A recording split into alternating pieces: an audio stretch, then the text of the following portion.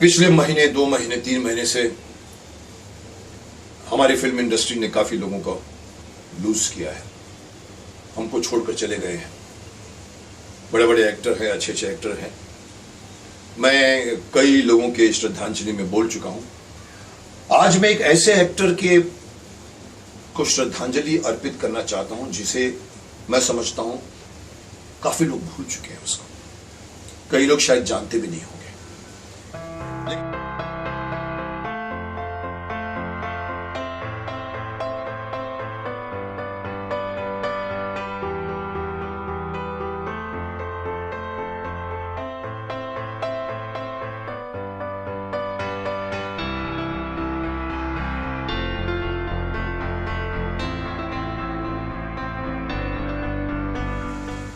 लेकिन शक्तिमान सीरियल आजकल दूरदर्शन पर जो चल रही है उसकी वजह से कई लोगों ने फिर से उसे देखा है और फिर से उसे याद किया है और फिर से अप्रिशिएट किया है।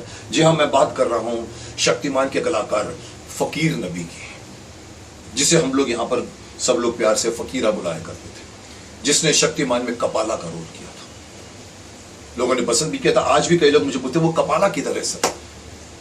मैं दुखित हृदय से कहना चाहूंगा कि 26 जून को अफगानिस्तान में फकीर नबी का देहांत हो गया।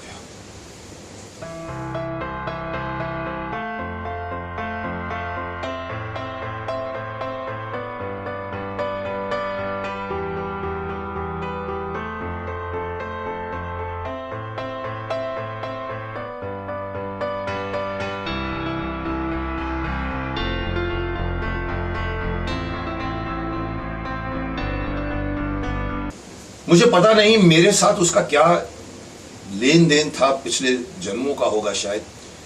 हम लोग साथ में फिल्म इंस्टीट्यूट में पढ़ते थे, हमारी सेम बैच थी। वो अफगानिस्तान से एज एन एक्टर आया था, 2 साल पढ़कर फिर साथ में बंबई आया।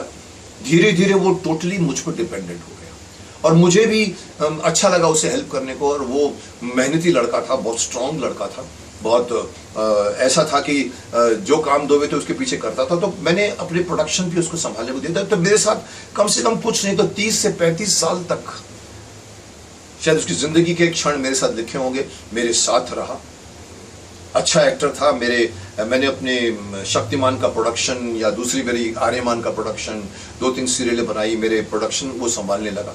मेरे ऑफिस में लोगों के साथ रहता था अपने, और उसने काफ़ी कुछ हमारे भीष्म इंटरनेशनल के लिए किया। मैं चाहूँगा भगवान उसकी आत्मा को शांति दे।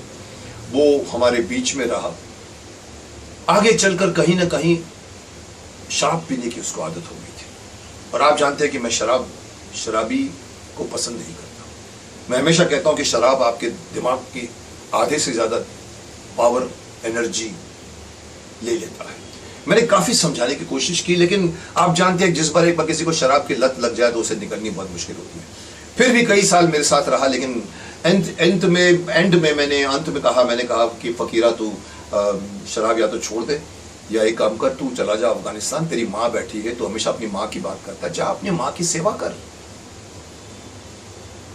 ऐसा कर मैंने शायद 5-6 साल पहले मैंने फकीर नबी को मैंने कहा चल तू चला जा अफगानिस्तान। को अफगानिस्तान चला गया। उसके बाद मैं भी भूल गया, और मुझे बस अभी पिछले 3 दिन पहले खबर आई कि किसी के पोस्ट से, तो उसके भाई ने पोस्ट किया होगा, फारसी में लिखा हुआ था, मैं पढ़ नहीं पाया उसको। मैंने इंग्लिश में ट्रांसलेट करके पढ़ा तो मालूम पड़ा कि कोरोना में उसकी डेथ हो गई, और अच्छी हालत भी नहीं थी। वहाँ के भी मैंने जो मुझे समझ में आया कि वहाँ के, वो फिल्म का एक्टर था, वो अफगानिस्तान की फिल्मों में काम करता था और काफ़ी अच्छा काम किया उसने। मुझे बताया था अपने फोटोग्राफ्स उसमें, और लोग उसको चाहते थे उस ज़माने में। वो यंग था उस ज़माने में जब, और वो करके आया था। तो वापस भी गया। उसके लगता है कि कहीं ना कहीं शिकायत थी उसके भाई की कि मेरे भाई के दवाई में या ऑक्सीजन सिलेंडर में, हॉस्पिटल रहने में, मुझे कुछ बात आधी समझ में नहीं आई। ये नहीं किया, किसी ने हेल्प नहीं किया। उस गरीब फ़कीर नबी को हमने दफना दिया, तो मुझे भी बहुत बुरा लगा। मैं यही कहना चाहता हूँ कि अगेन मैं यही कहूँगा कि एक अच्छा टैलेंटेड एक्टर था।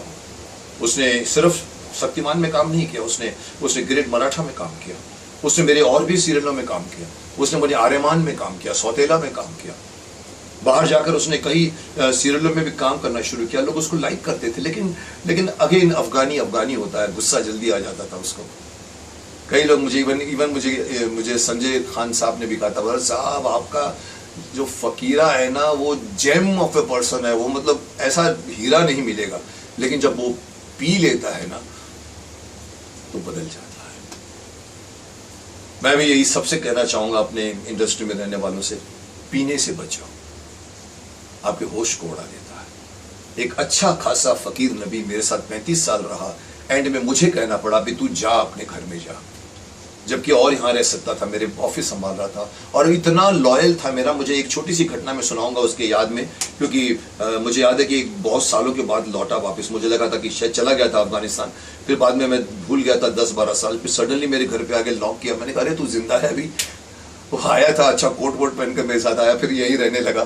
फिर मुझे याद है कि एक बार हम लोग गाड़ी में जा रहे थे, फाउंटेन में चर्च गेट से मेरी गाड़ी है, मैं ड्राइव कर रहा था, मेरे साथ बैठा हुआ। अचानक बात करते करते करते करते सडनली मैंने देखा उसको खिड़की के बाहर आधी गर्दन आधा शरीर बाहर निकाल के बोला, यू बास्टर्ड। मैंने कहा ओए क्या हुआ तेरे को? बोला गाली दी आपको, गाली गाली।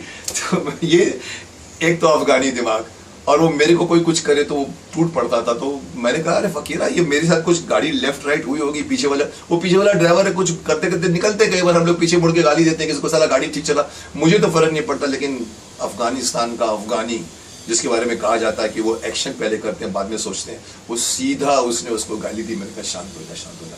ये था फकीर नबी, जिसे मेरी ऑफिस भी मिस कर रही है, जिसे मेरे सारे जिन्होंने शक्तिमान में काम किया वो सब मिस कर रहे हैं। और अच्छी बात यह है कि अभी भी शक्तिमान को देखने वाले उसको देख पाएंगे। अभी भी हमारे 76 एपिसोड हुए, 300 एपिसोड तक जाने वाले हैं, एंड तक वो हमारे साथ है। बीच में उसने रोल्स भी चेंज किए, तो आप देखते रहिए फकीरा को। जो फकीर नबी था उसका असली नाम, अफगानिस्तान से आया था, फिल्म इंस्टीट्यूट से ग्रेजुएट होकर आया था, मेरे साथ मेरी क्लास में था। नसीरुद्दीन शाह उसका क्लासमेट था,